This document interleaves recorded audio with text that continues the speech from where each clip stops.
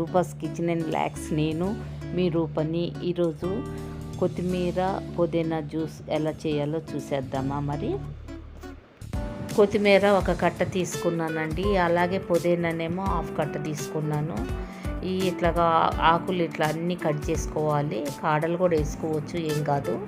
అలాగే పుదీనా కూడా ఆకులు కట్ చేసుకోవాలి, అవి కూడా చిన్న చిన్న కాడలు వేసుకోవచ్చు, ఏం కాదండి. జ్యూస్ పట్టుకోవటానికి నేను ఈ 2 బౌల్లో వేసుకొని శుభ్రంగా కడుక్కున్నానండి. కడుక్కొని 2 వేసేస్తున్నాను జార్లో. కొత్తిమీర పుదీనా 2 కలిపి వేయాలండి, వేరువేరుగా అవసరం లేదు. ఈ జ్యూస్ తాగటం వల్ల అమోఘమైన ప్రయోజనాలు ఉన్నాయండి. కొత్తిమీర పుదీనా వేసుకున్నా కదండి జార్లో, అలాగే 1 గ్లాస్ వాటర్ పోసుకుంటున్నాను. ఇప్పుడు ఇది నేను మిక్సీ పట్టుకుంటున్నానండి. జ్యూస్ మిక్సీ పట్టడం అయిపోయిందండి. నేను ఇప్పుడు ఒక గిన్నె తీసుకొని దాని మీద స్ట్రైనర్ సహాయంతో ఈ జ్యూస్ అనేది ఇందులో వడగొడుతున్నానండి. ఈ మొత్తం జ్యూస్ అనేది గిన్నెలోకి ఇదవుతుంది. ఈ పైన పిప్ అనేది పైకి వస్తుందండి. అలాగే జ్యూస్ జార్లో కొంచెం వాటర్ పోసి ఇది కూడా శుభ్రంగా అట్లా కడిగి ఇందులో పోసేస్తున్నానండి. జ్యూస్ వడగొడుతున్నాను.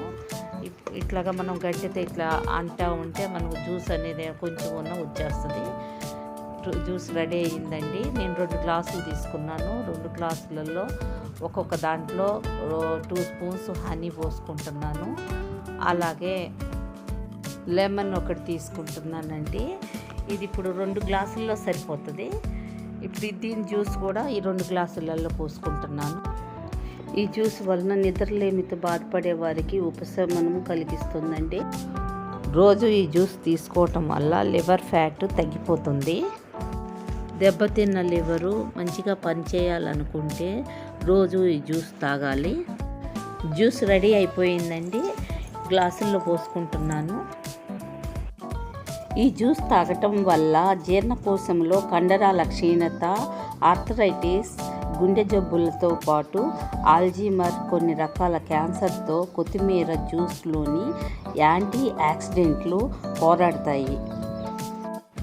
మీకు ఈ వీడియో నచ్చినట్లయితే లైక్ చేయండి, షేర్ చేయండి, కామెంట్ చేయండి, సబ్స్క్రైబ్ చేయడం మాత్రం మర్చిపోవద్దు.